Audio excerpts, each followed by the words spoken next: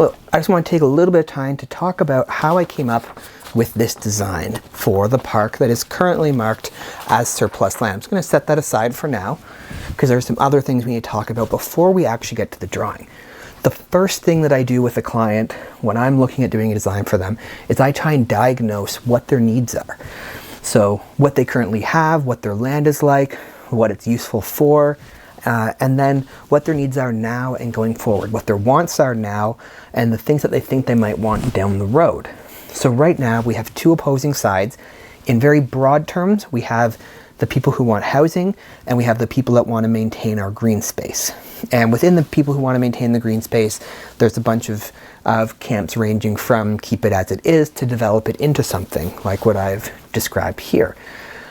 Within the housing portion, I'm sure there are people who want anything from, duplexes all the way out, or townhouses, up to a multifamily dwelling, an apartment building type situation. So I'm going to take a look first at what we already have planned as a town, what's already been sold as a town for housing. So I'm going to, right now, actually in the past 2 years, we've sold off a bunch of land specifically for the purpose of housing. Also, I apologize, my hands are a little bloody. I was just out putting fences around my nursery plants. And in the cold, my hands got cut fairly easily. So the town has sold off a number of lots and a fair bit of space to be able, or designated specifically for housing. That is the only purpose of the land. It's gone from vacant land, parkland, whatnot, into housing specifically. And this has been over the past few years, and so far nothing has happened with any of it. So we need to look at, if we're already selling off land and nothing's getting done with it, why is this? Why do we not have anything built? And do we really need to sell off more land until things are actually happening? And is there any value in selling off more land, or are we just essentially giving land away so that it can then be maintained as the same thing, except under private ownership, so then it's not public access? Another really big factor is, here we're looking at town. I've got Google Earth Pro up here. So we've got Edward Street here, King Street's along here, and there's all this farmland up here. This is not technically Prescott. I do need to mention that first. Prescott did look at trying to get this to be part of the town, but it did not go through that way.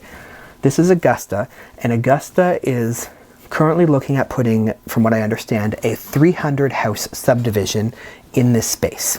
So again, not technically Prescott, but it will be on Prescott sewer and water. Prescott will be providing all the fire services. Functionally, it'll be part of Prescott. It's going to be connected into the town, and I wouldn't be surprised if at some point down the road this gets amalgamated into Prescott. So that's 300 houses right now, in addition to the other units, which are the other properties that have been sold off. Now, I don't have all the details on those. I'm going to have to go and look into them, but from speaking to members who were involved in some of the discussions, it sounds like there is space for 100 plus dwellings. I heard mention of lots and mention of hundreds. So that could be, well, either way, it's a lot of houses that are available. Right now, there are about 2,200 dwellings. This includes houses and apartments in Prescott. So if we add, we're going to go in the low end and say 100 there, and another 400 outside of town, then that's a 500. So we're pretty close to a 25% increase in housing is on the books already. So in that case, I don't think that it makes sense for us to be looking at this tiny little park as housing. We're going to get, if we're fairly aggressive, we might get a 12 or 16 apartment building in there. If we're building houses, I'm just looking at some of the neighboring properties. On one side, that lot is smaller than the neighboring property, but that's a really big property. 1, 2, 3, maybe 4 houses if we compare it to the neighboring properties to keep them about the same size. So adding 4 dwellings isn't a significant addition. So I'm going to take a look at the other side at adding and improving it as green space. And I'm going to look at one of the arguments for keeping it as green space. And the first is, in order to do this, I'm going to define a space. So we have Edward Street and we have the tracks. So everything in this area, I'm going to consider to be a subdivision. So this whole white area here is a subdivision. And that really, in a sense, really does make sense, because we've got the west end of town, we've got the east end of town, we've got this kind of northeast section here, which is a subdivision. It's kind of actually broken up into a few smaller subdivisions here. We've got one up there, we've got one here, this section, and then in here, which is a mixture of newer and older houses, and then another little one here around that teardrop shaped road. And we have one more that's across from the high school. So to consider this massive space all as one subdivision, I would say is fairly generous in our town.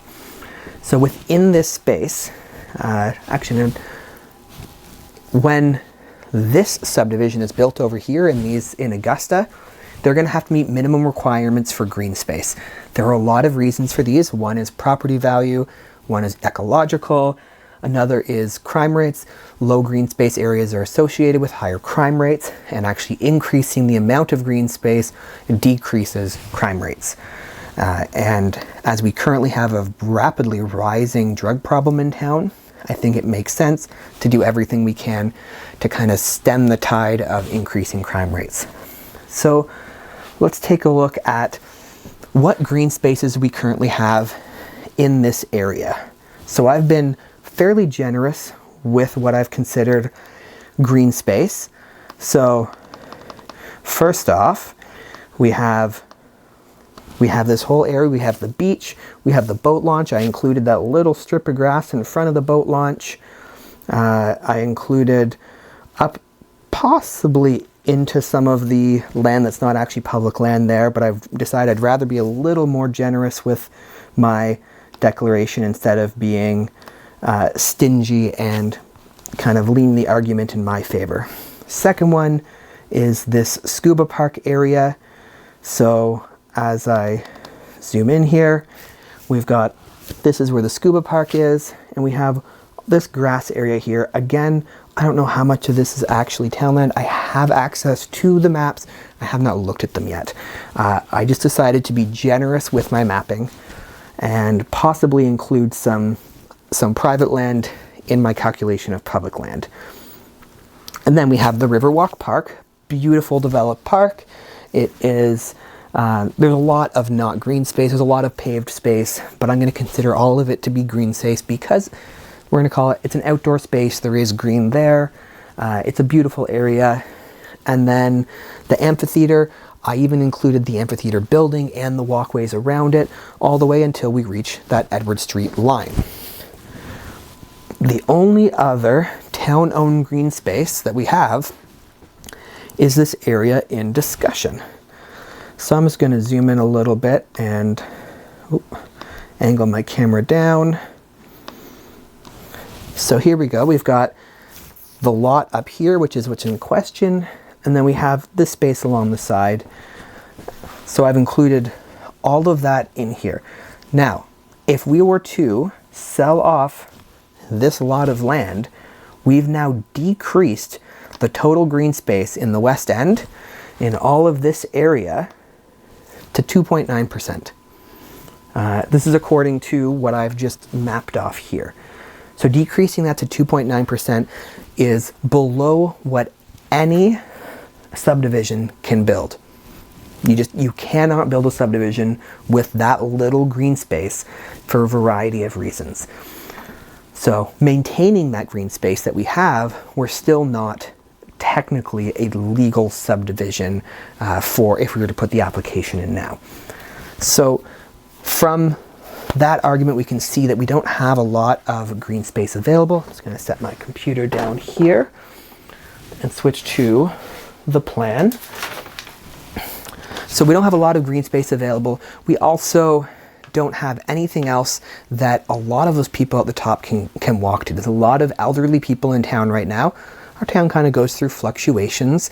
Right now we're in a time when there's a lot of elderly people, and a lot of them can't drive, and this is the closest park to a lot of them, and a lot of them it's a stretch to walk to this park.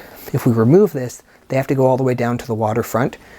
When I had my knee surgery last year, I couldn't walk down to the waterfront, but I could walk to this park because I didn't have to go up and down the big hills. So let's take a look at some of the park needs that people mentioned. And here's the design. One of the first things I saw is that people like walking through the park. So I took a look, and the main directions that people like to walk through the park are from this corner to this corner, and from this corner to this corner. So I put in a path, but I made it a little more meandering. And the reason I did that is because if we have a straight path right through the park, it doesn't feel very natural, it doesn't feel very nice, it doesn't encourage people to slow down and enjoy nature. Also, with the curved lines, from most of these areas, you're not seeing out to the road by the time once all those bushes and trees are developed. This means that you get a space where you can actually feel like you're in nature. That's another thing that I've heard mentioned a number of times, and something that I've experienced myself. I found if I wanted to go to walking trails or to somewhere that feels like nature, we have a little bit of fairly swampy land out east of town. That's my east from here where I'm standing. And but other than that, the next trail is either Limerick Forest or Maitland. And there aren't really many places that are like none of the stuff east of town is accessible for anybody with any sort of mobility issues. You're going through puddles, you're stepping, last time I went there I was going underneath logs and stepping over logs and jumping over big puddles and things like that. So this would be the only accessible nature area in town. So I wanted to make it a nature area and habitat for lots of different wildlife, for lots of birds, lots of different types of insects like butterflies, native pollinators, things like that. And just by curving these paths a little bit, I then met those two needs a little bit more. And another thing that people mention is that there are a lot of older people who are starting to have issues with falling, and they don't mind falling on the grass, but they cannot handle falling on sidewalk because they're going to get hurt. So they want this park to be accessible for that purpose. So I don't know what the town would want the paths to be. I'd love to see it be something natural, something permeable for the rain, so the rain flows right through. And as much as I don't necessarily want it to be grass, I'd be okay with it staying just as grass, just as it is. We don't touch those areas, they just get mowed. Does mean maintenance with mowing, but the town's mowing that space anyways at the moment. So then now we've got this walkway that, depending on what material they use, could be used for that. But I also included this large area up here. So this area has a few bigger trees, which means that the trunks are nice and spread out. We can have them pruned so there's enough space to walk beneath them. Lots of room to walk around, a little bit of room for people to fall, to play, to kick balls around, things like that. I heard mention of people wanting a sitting area and also people wanting shade. So that's what this structure right in the middle is. This is just a simple, timber frame structure, metal roof. It can have walls, but it doesn't have to have walls. I wasn't planning on it. And this has, the path goes right into it, so that way it's easily accessible for people.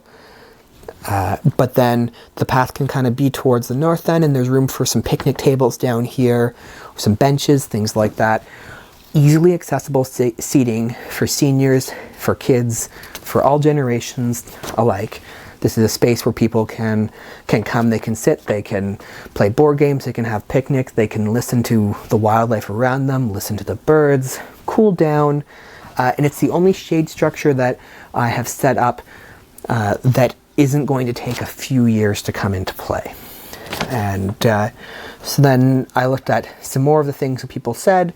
I had people commenting on they wanted a place for outdoor chess. They'd love to see a permanent chess table. There weren't a lot of comments on that, so I don't know how many people there are that actually want that. But then there were also people saying they'd like a place for outdoor gatherings, a small wedding venue, or things like that. So attached to this is this space here.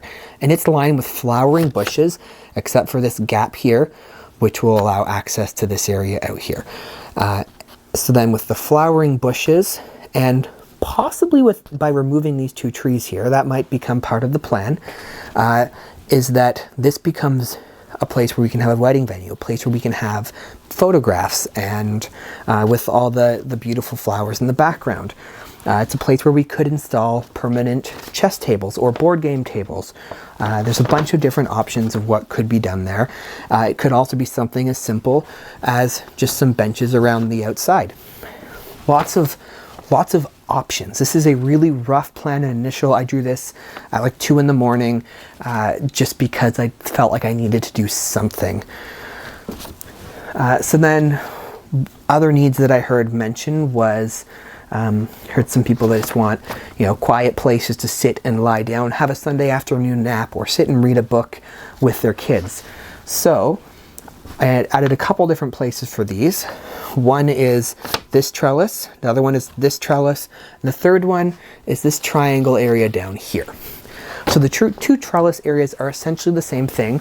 We have 2 nice tall structures. One is covered in grape vines, and I have a specific cultivar of grape that grows really well without any pruning. So it's just going to grow. It's going to produce a bunch of grapes. You can pick them and eat them if you want. You can take them home and make grape juice out of them, or grape jelly. Whatever it is, people are allowed to pick all that they want. And there's going to be some people that are worried about people picking it all. The plan is for there to be way more food than any one person could possibly harvest. And so we got grapevines on the one side, or on this side. And on this side, we have hardy kiwi vines, which are a grape-sized kiwi that's hairless. Just a nice tasty fruit that we don't typically have around here. I have them growing in my backyard, and I'm also currently setting up a vineyard with a bunch of them just as a marketable product.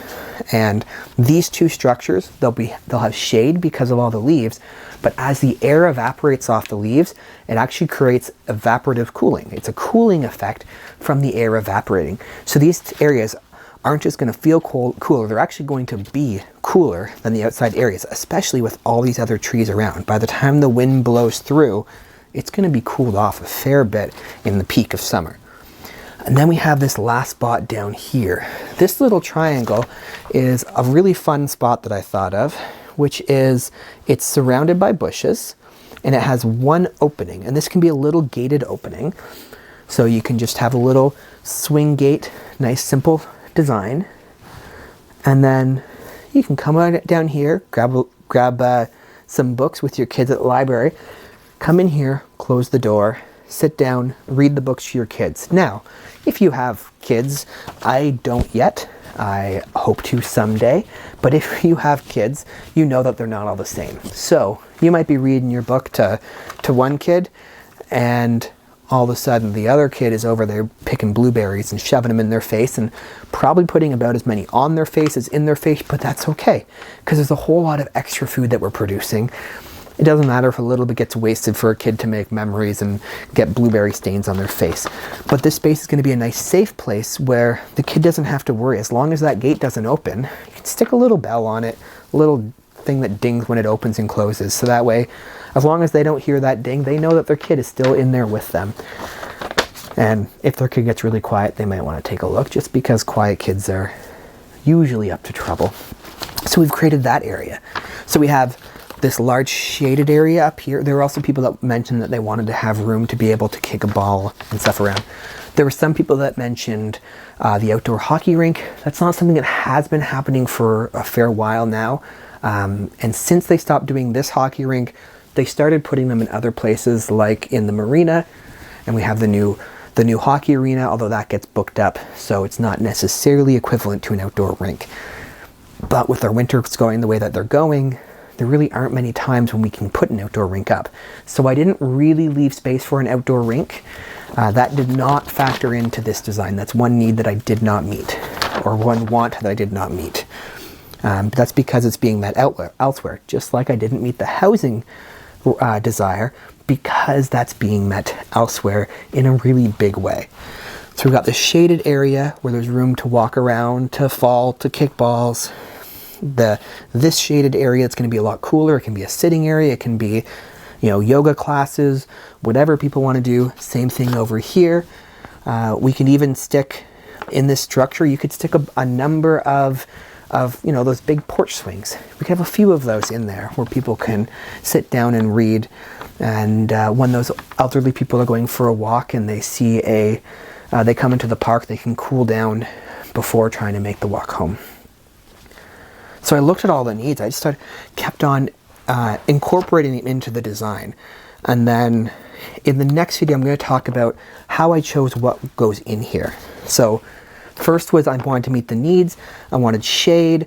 I wanted multiple gathering areas that we can design specifically to meet multiple of those needs, because none of them really needed a big area.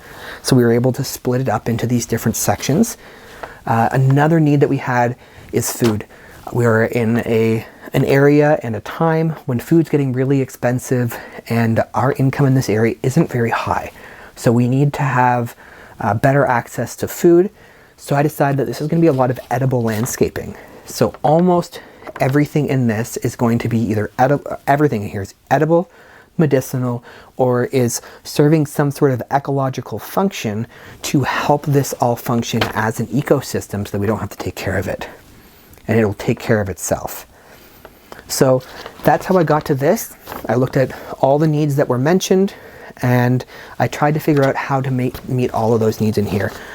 One note is that the town has a parking lot over here, and I have heard mention that it isn't really used very frequently by someone who spends a lot of time in town hall, or at least used to.